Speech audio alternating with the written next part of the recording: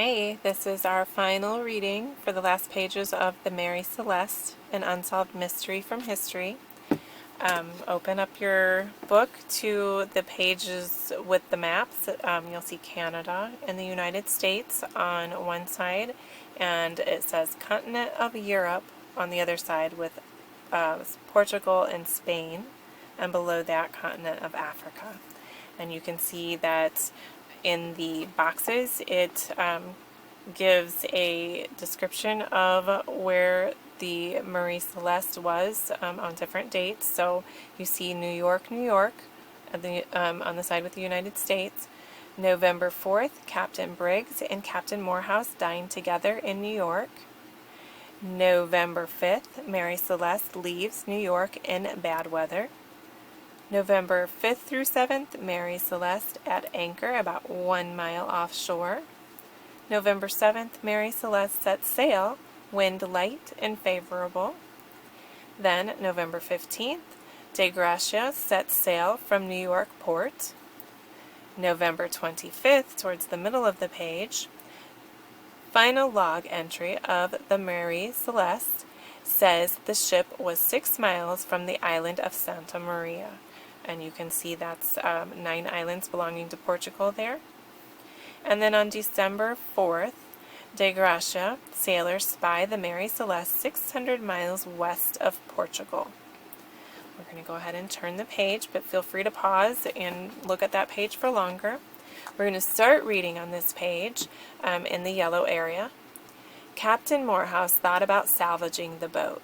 It will be dangerous for both ships. Our crew is small. I cannot spare more than 3 men. DeVoe nodded.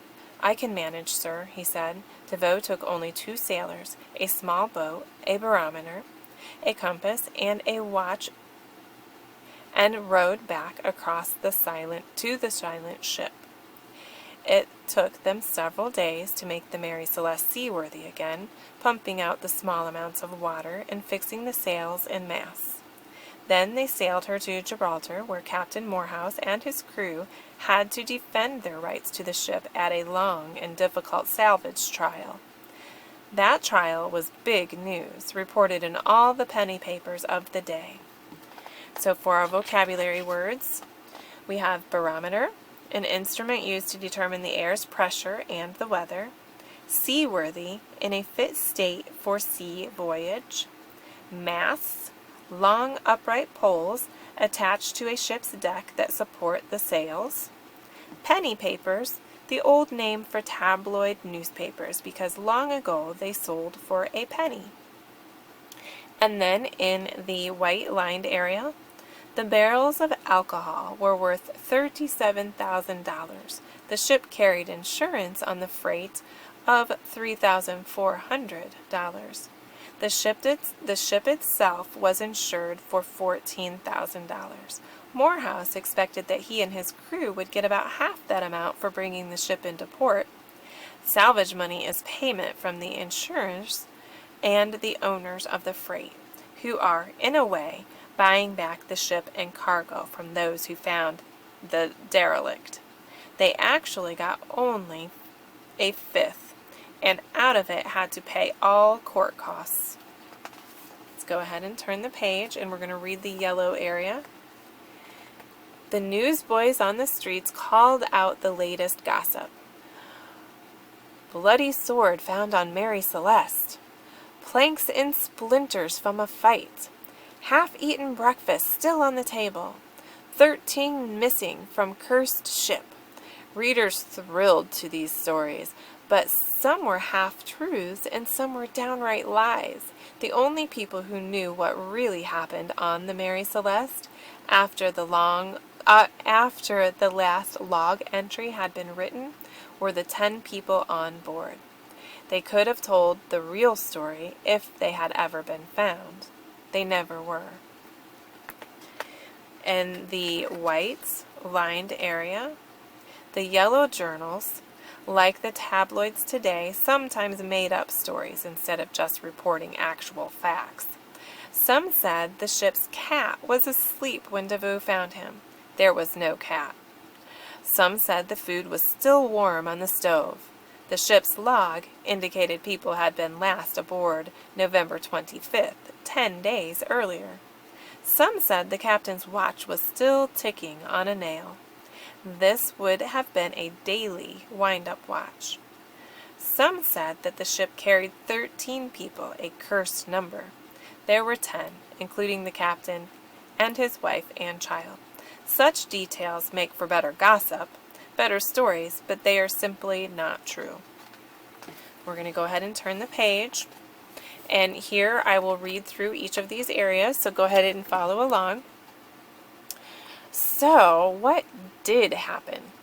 My dad says no one knows for sure, but now that you have read the story and have studied my notes, map, timeline, and word list, maybe you can solve the mystery of the Mary Celeste. Perhaps you will think one of the old theories is how things really happened, or maybe you'll come up with a theory of your own. Only remember, as my dad always says, check your clues. Okay, so theory number 1, the pirate theory.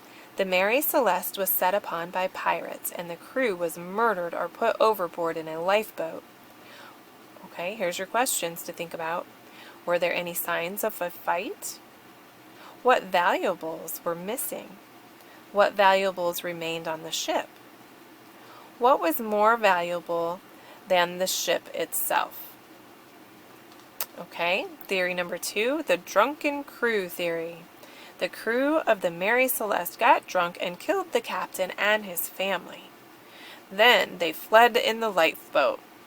What kind of man was Captain Briggs? What kind of alcohol was aboard? Was any alcohol missing? What valuables were gone? Why didn't the crew keep the ship? All right, theory number 3, the frightened crew theory. The captain and the crew were frightened by smoke and fumes escaping from the alcohol. They waited in the lifeboat to see if Mary Celeste was going to explode. For reasons unknown, they were never able to return to the ship. Was there evidence of smoke and fumes? What kind of sailor was Captain Briggs? Were the hatches blown? Was there evidence of fire on board? Theory 4, the weather theories. Bad weather, whirlpools, even icebergs were said to have damaged the Mary Celeste or frightened the crew into abandoning ship. What did the ship's log say about weather? What kind of a sailor was Captain Briggs? Was the ship damaged? Okay, and theory number 5, the sea monster theory. 100 years ago, there were still people who believed that a sea monster, like a kraken or giant octopus, had somehow devoured the crew. Is there any credible biological evidence of sea serpents or sea monsters? Were there marks of any such struggle on the ship? And theory 6, the Digressia conspiracy theory.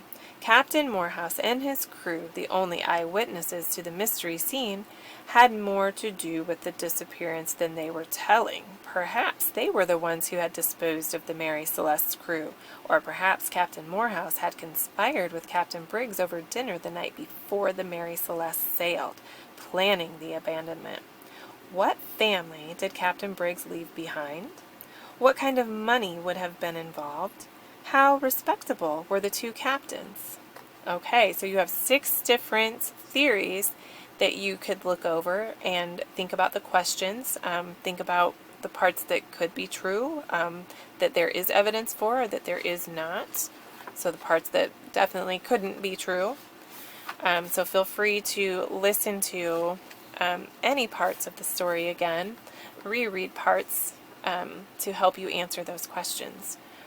And on the very last page, those are the 6 most popular explanations ever given. Are any of them right? Nobody knows for sure. Not the police, not the lawyers, not the reporters, not the historians, and not even my dad. It is a mystery still waiting to be solved. It is, as my dad says, an open file. But I've got my own theory about what happened to Mary Celeste's crew. And maybe now you do too.